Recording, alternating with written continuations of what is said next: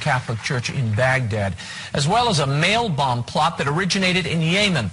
On Christmas Eve, violence erupted in Nigeria when armed gunmen torched churches and killed at least 38 people, including a pastor. Similar horrific acts were committed in Iraq, the Philippines, and Egypt. These events seem to signal an increase in terrorism that is religiously targeted. My next guest is an expert on global jihad and Middle Eastern affairs. He's a senior fellow at the Foundation for Defense of Democracies and author of the new book, The Coming Revolution, Struggle for Freedom in the Middle East. Would you welcome back to the program Dr. Walid Phares. Thank you so much. Thank you. Walid, let's start with a general overview here. Is this a war on Christians in the Middle East and around the world, it seems? Look, in your introduction it was very clear. This is a global jihad against the Christian population in the Middle East. We're talking about 25 million people stretching from Iran down to Sudan through Syria, Lebanon, and Egypt. And what we have been seeing over the past 2 years, and now increasingly in an escalating fashion, specific terrorist attacks against Christian communities, the weakest ones. That would be Iraq, as we saw, you mentioned, or the Copts of Egypt. But there are other attacks. The Copts of Egypt, this is 10% of the population, Walid. I mean, you know, I've been there. I'm sure you've been there. You've witnessed this.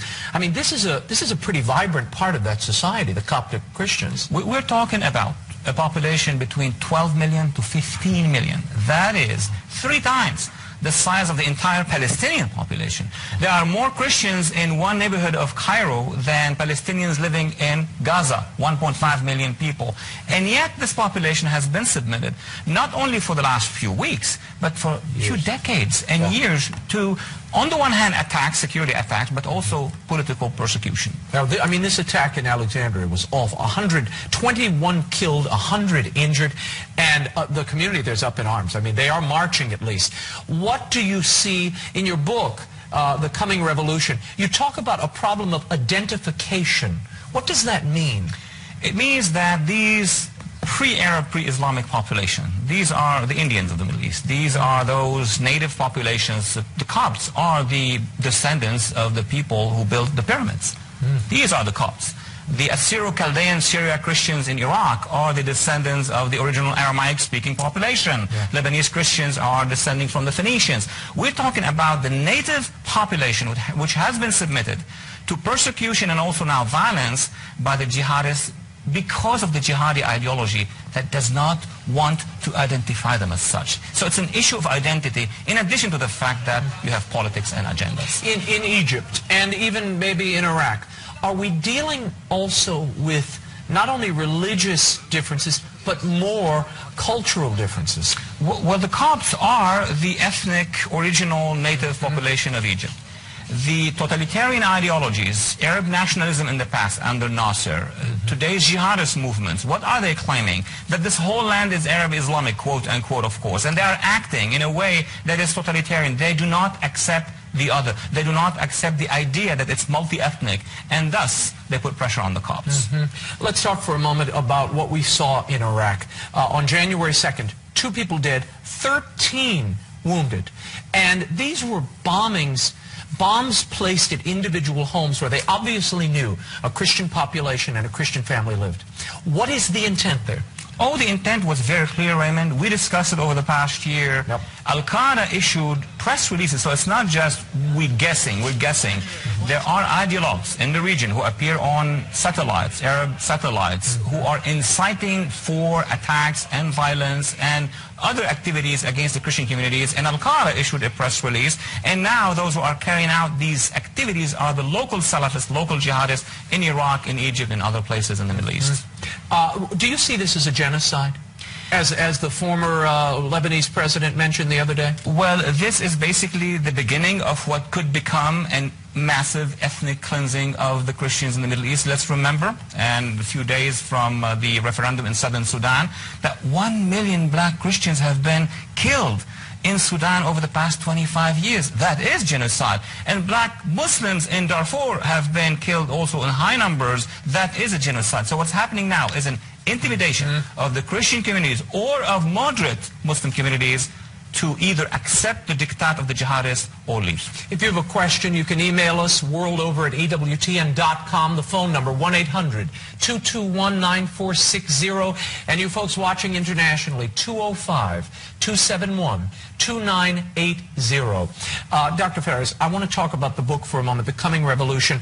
In it, you make the suggestion that the 9/11 Commission suggested that all of this war with terrorism, was a failure of imagination. You say no, this is a failure of education. Why? Of education. I was in the last pre-briefing at that commission in a conference, and the commissioners made the case that we can't fathom what happened. We were not prepared for that. And I counter-argued, and I said, no, the American public was not educated about it. We have been submitted, as Americans and as Westerners in general terms, to an ongoing jihadi campaign from the end of the Cold War throughout the 90s. We had the 1993 first attempt in New York, then we had the rise of the Taliban, Kubar, 95, 96, first attacks in East Africa, 98, the call, and then 9/11. So yes, we have been prepared. We have not been educated about the existence of an ideology, the jihadists. And you distinguish, and you did it last time you were on the program, and we had a lot of email about it. You distinguish between an orthodox Islam, if you will, someone practicing an Islamic faith, and this politicized Islam. Let me put What's the difference? In the framework, very simple. You have a community, the Muslims. Within the community, you have hardliners like the German people, the National Socialists. You have all sorts of political parties. The jihadists are those who are using stipulations from faith, from Islam, and then enforcing a return to what they believe is the caliphate. It's like today in Christianity we have an extremist force that wants to bring us back to everything which was before the Vatican Council, before reformations and everything else, and establish an empire. That's what they're trying to do. You talk in the book, The Coming Revolution, I mean, this is about the struggle in the region.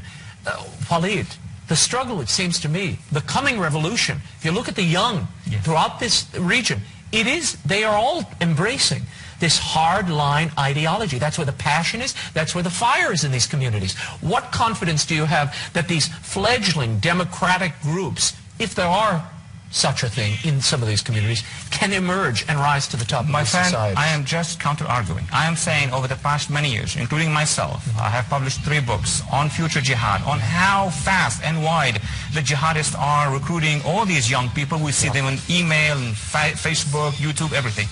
But now I'm saying, look at the other map. 1.5 million Iranians demonstrating in the downtown of Tehran. What is that? 60% of them are women. Majority of the demonstrators are kids, young people under 18 of age. 5 years before, 1.5 million people demonstrated in downtown Beirut for the Syrian revolution.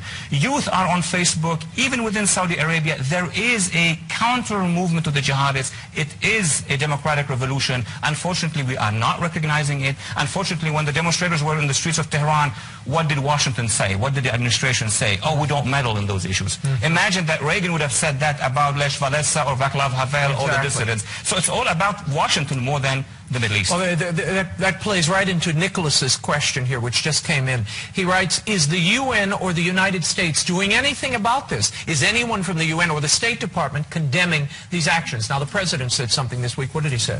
Well, the administration is condemning. When there is violence, there is no doubt about it. But the issue is they are not condemning actually the ideology behind that violence. We were very good at saying, well, Nazism is responsible for what has happened in World War II and the Holocaust. The Bolsheviks were, were responsible for the persecution of people. Identifying who this enemy is. Identifying the ideology and the enemy. Instead, first of all, we're not talking about the ideology. And 2, we're going to sit down with the Taliban and find the good guys among the Taliban. We're going to find the moderates and Hezbollah. I mean, what are we talking about? Who are we fooling? The world knows, young people in the Middle East knows that the jihadists are the threat. Now, what about the culture in place? And I hear this all the time, that the culture of the Muslim world is such, it will never embrace democracy. It is simply not in the DNA, if you will. You make a different argument in this book. Absolutely. Actually, the academic elites in the West have an interest in saying, we can't change anything. It's going to stay the same. Why? Because these academic elites are actually funded or partially funded by petrodollars. The elites in the region have no interest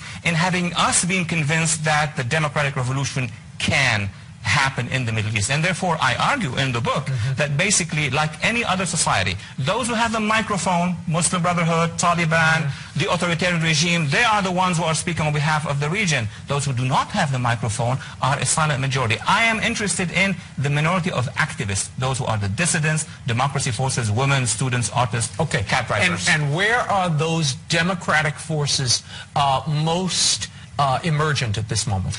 The spots basically are very clear. The largest one is in Iran. The Green Movement in Iran is what we have to be looking at. The second, the Syrian Revolution of Lebanon. Sudan, in a few days, we're going to have a new huge homeland, free country, which is going to exist. That reminds me of Estonia and the Baltics when they left the Soviet Union, leaving a domino effect. Even as far as North Africa, the Kabyle population, 8 million in North Algeria, they are also calling for autonomy and freedom. So I see the two maps. I see the jihadists on the one hand on the rise, and I see the civil society rising. It's up to us to make a decision with whom we're going to partner. When you look at Iran, and you see this week, 60 Christian leaders plus, could be as many as 200, arrested, doesn't that run counter to the argument when you have this totalitarian group sort of rounding up any dissidents? Doesn't that dilute and weaken the expression from that sector of society? Well, we had cases before in World War II under the Nazis, during the Cold War under the Bolsheviks. What did these authoritarian regimes do? They targeted the Uyghurs, the Jews, the Catholics at some point, and many other minorities. At the end of the day, that led to what? We had Budapest, it was crushed. We had Prague, it was crushed. We had, Poland. At the end of the day, the whole system collapsed. But it needs the support of those who are free on the outside of us. We need basically to stand by and partner with these forces. If we learned anything from this whole WikiLeaks explosion of data over the last few weeks, it was that the Saudis, Saudi Arabia, has been dumping an enormous amount of money into so many of these jihadist movements around the world. What is the lesson there, and do you have these democratic dissidents just below the surface in a place like Saudi Arabia, a very repressive ally of the United States? Let me just use your term of WikiLeaks. I would call it the mega leaks. This was really the item which is a mega leak because it showed very clearly not only that the Wahhabis and the petrodollars are behind the propagation of this ideology. And it's got very little coverage. Yes, but it also shows that we knew about it, that our diplomats knew about it. I mean, there is something awkward here. On the one hand, our administration and bureaucrats knew that this was happening. On the other hand, they didn't want to even recognize that there's an ideology. How come in your WikiLeaks we know that? We see your memos, yeah. Absolutely. Now, what is now being transpiring through internet, through websites such as elaf.com and others, is even inside Saudi Arabia, even below the level of the Wahhabis, you have dissidents. You have people who are opposing this. The difference is, are we seeing them? I want to go to the phones. Rachel from Michigan, you're on the world over. What's your question, Rachel? Yes, hi. I'm of Chaldean descent. First of all, thank you for putting me on the air and allowing me to ask this question. I'm of Chaldean descent, and my family, we're from Iraq. And right now, in today's, the Christians of Iraq, the Chaldeans that are being persecuted and having to flee the country, do you believe that the government/police of Iraq is giving a blind eye to this and allowing this to happen, or just, turning the other cheek? What's your impact? Does this country fall under like a convention against torture type country? Well, that's a fascinating question. Actually, the answer is coming from the news. Now, there is the return of Muqtada al-Sadr, of the Iranian-backed militia. Obviously, he is not going to impose democracy. He is going to impose the Iranian model. And there is the return of Al-Qaeda to the center of Iraq. Chaldeans themselves, and Assyrians and the other Christians, are telling us through their NGOs that the government could do more, could do better. And unfortunately, we have spent so much money and lives and sacrifices. We have not done enough for the weakest segment of society, not just the Kurds, but the Christian communities as well.